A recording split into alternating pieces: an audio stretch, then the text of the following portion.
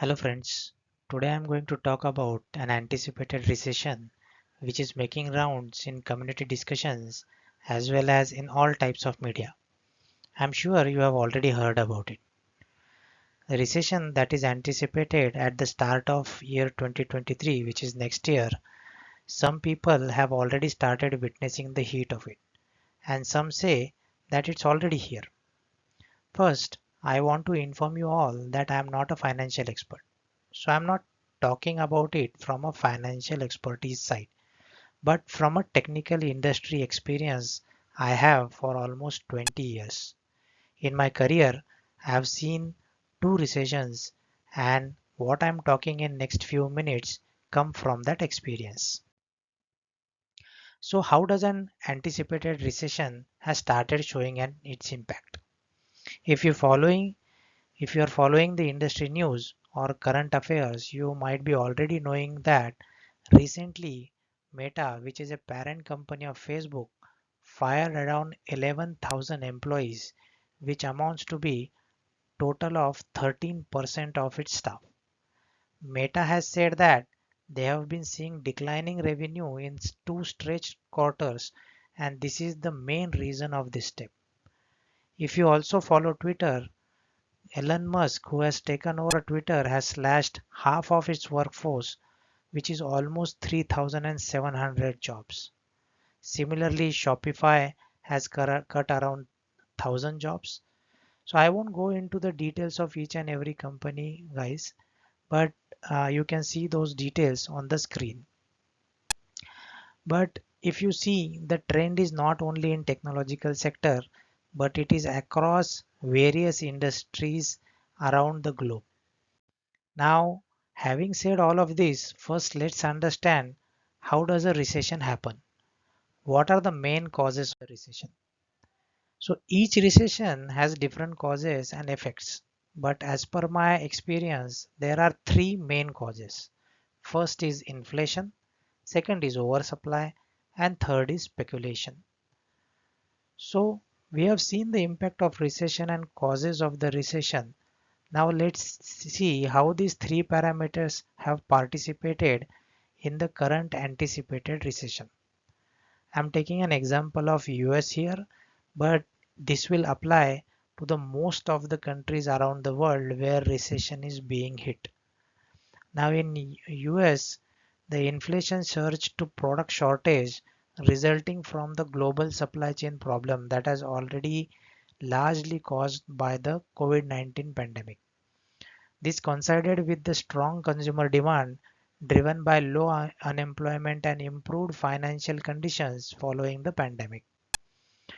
Followed by this, there is an increase in the cost of consumer good underpinned by strong demand from consumers and supply chain bottlenecks. Now let's get into the second point, which is oversupply. Now in an economic boom, companies tend to increase production to meet consumer demand, and this becomes an oversupply problem. Not knowing how the economy will change makes the business decision making even riskier.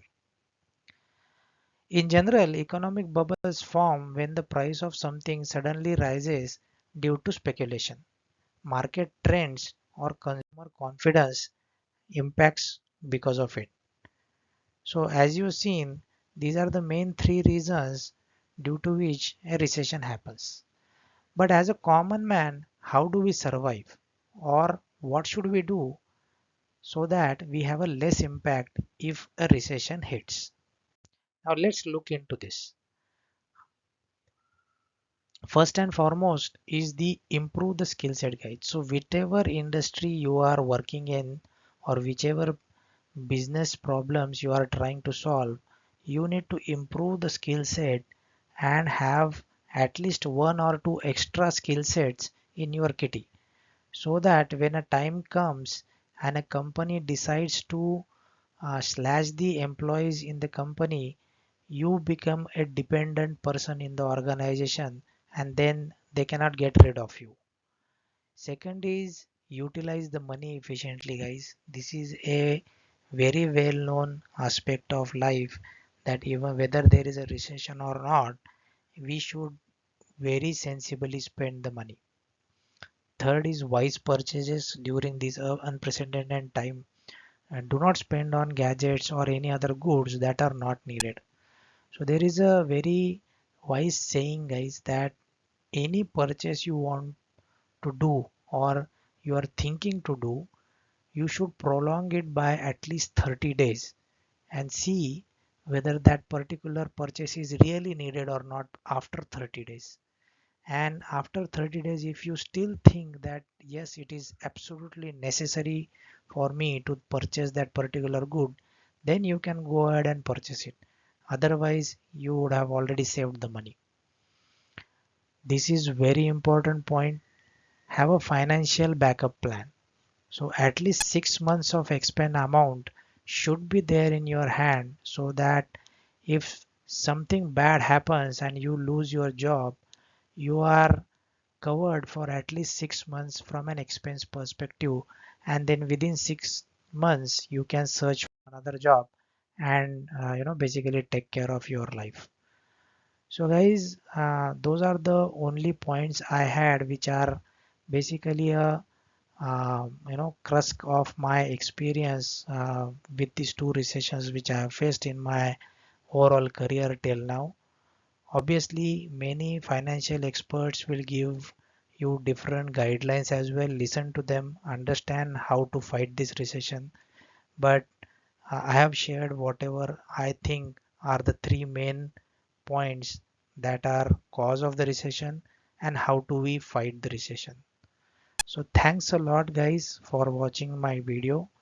Please like it, subscribe to the channel to see such informative videos, and share it among your circle. Thanks a lot for watching guys. See you in the next one.